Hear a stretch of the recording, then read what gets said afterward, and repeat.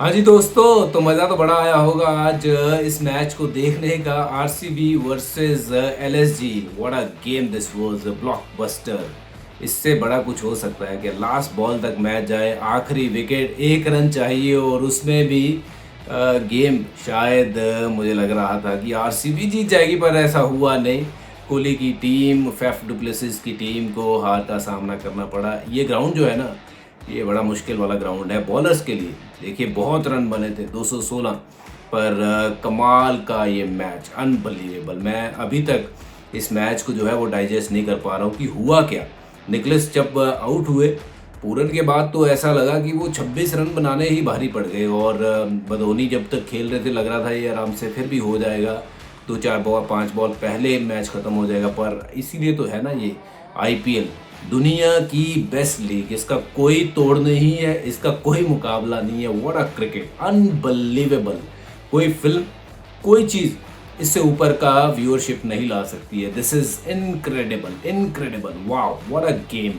और बहुत बहुत मुबारकबाद एलएसजी को, और बहुत मुबारकबाद साथ ही साथ आरसीबी को भी, क्योंकि मैच बहुत तगड़ा हुआ। आई नो कि बहुत निराश होगी ये टीम, क्योंकि जिस लिहाज के रन बने थे उसके बाद लग रहा था कि ये टोटल शायद चेज़ नहीं होगा, क्योंकि बहुत स्कोर थे, बहुत ज़्यादा स्कोर थे।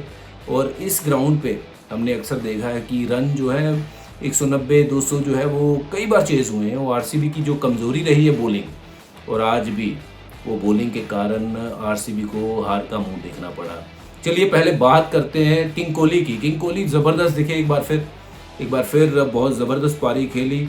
61 रन की वो पारी, जिसमें वो हर शॉट हमें देखने मिला। पावर प्ले में तो वो जो पुल या फिर कहते हैं ना थोड़ा सीधे से बैट से जो छक्का मारा मिड विकेट और लॉन्ग ऑन के बीच में वुड के सामने, वो कमाल का शॉट था, unbelievable. Kohli was fantastic from the top. 4 छक्के मारे, 4 चौके मारे उन्होंने 44 बॉल में 61।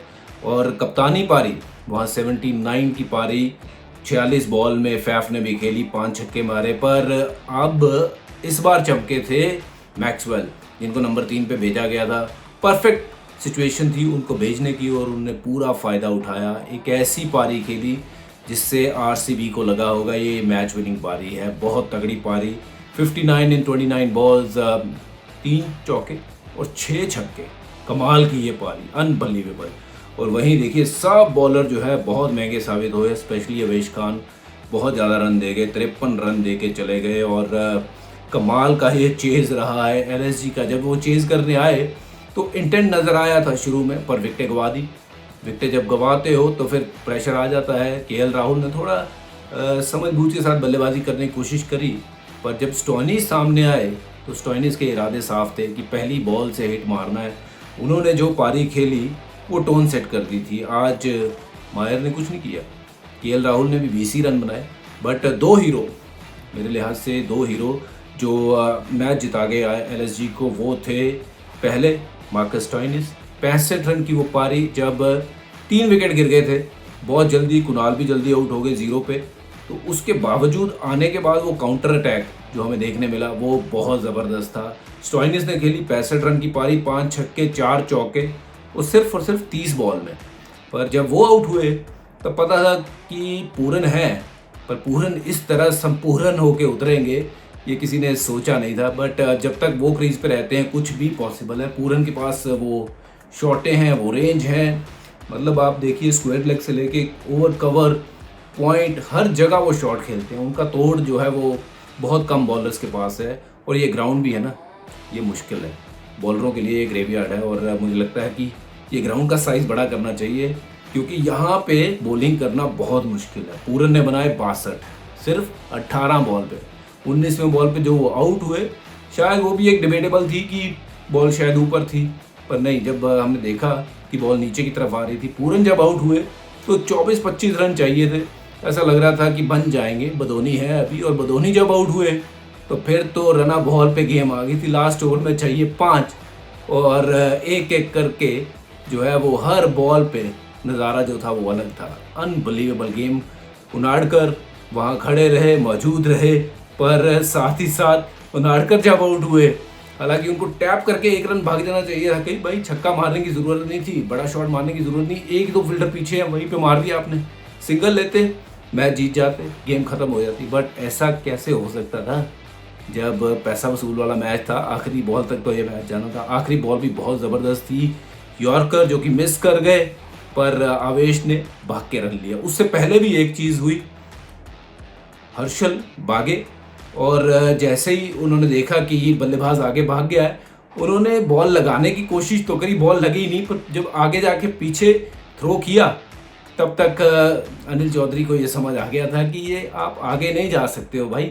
अगर आप आगे जाते हो तो फिर वो रनआउट नहीं माना जाता है। आपको वहीं पे क्रीज पे जब आपने बॉलिंग एक्शन कंप्लीट किया वहीं पे बॉल लगाना पड़ता है जब बल्लेबाज बाहर निकलता है।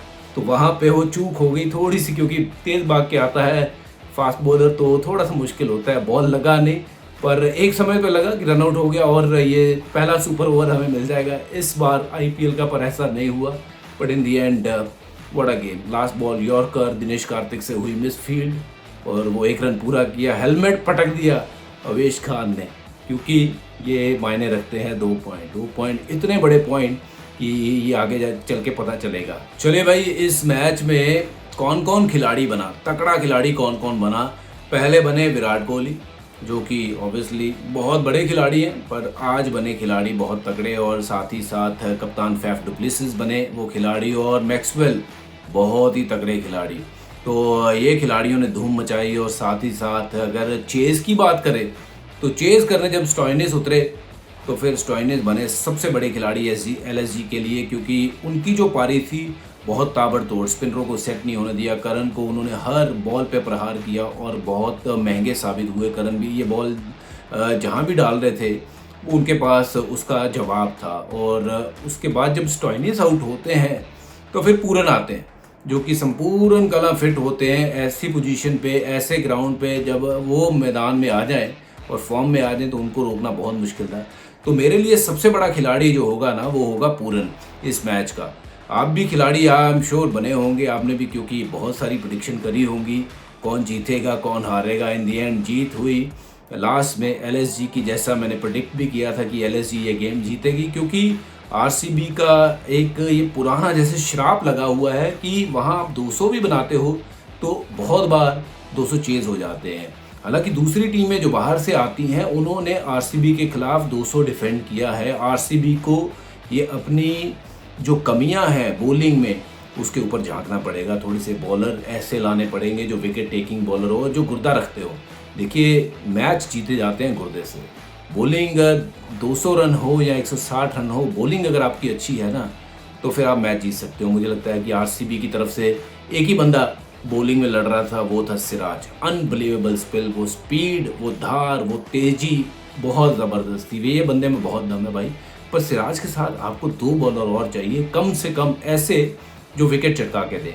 देखिए रन नहीं आप रोक सकते इस फॉर्मेट में। तो सिराज ने करी बल्ले बल्ले आरसीबी की, पर इन दी एंड आरसीबी हो गई थल्ले थल्ले, क्योंकि बहुत ज़्यादा उनके पास विकल्प नहीं थे विकेट लेने के लिए। आरसीबी ने ये मैच लड़ा, बट ये लास्ट में 2 पॉइंट चुभेंगे। ये 2 पॉइंट लेके एलएसजी आगे निकल गई है बहुत, और अब आगे की रास्ता जो है उनको बहुत सोच समझ के चलना होगा कि कौन सा जो कॉम्पोजिशन है उनके लिए सेट बैठता है। बॉलिंग उनको सेट करनी होगी, बल्लेबाजी ठीक है, मैक्सवेल फॉर्म में आ गए तो आपको पता है कि एक और चीज़ ठीक होगी, पर बॉलिंग जो है वो सेट करनी पड़ेगी। बट बहुत बहुत मुबारक गौतम गंभीर, केएल राहुल और पूरन, भाई सलूट है, पूरन को सलूट है, और साथ ही साथ स्टॉइनिस को भी सलूट है, क्योंकि बहुत ज़बरदस्त पारी, ये अनबिलीवेबल गेम था। आईपीएल में देखिए कल बने थे हीरो अपने छोटे भाई रिंकू सिंह, उन्होंने लगाए थे 5 छक्के, और आज जिस लिहाज का मैच हुआ, ऐसा मैच हुआ कि ये आईपीएल हर दिन बेहतर होते जा रही है। तो आप जुड़े रहिए हमारे साथ खिलाड़ी.com पे, आपको यहाँ पे सारी न्यूज़ भी मिलेगी, सारे स्टैट्स भी मिलेंगे, और साथ ही साथ विश्लेषण भी मिलेगा। चलिए अगले मैचों में क्या होगा वो लेके आएंगे आपके साथ। Till then take care and good bye.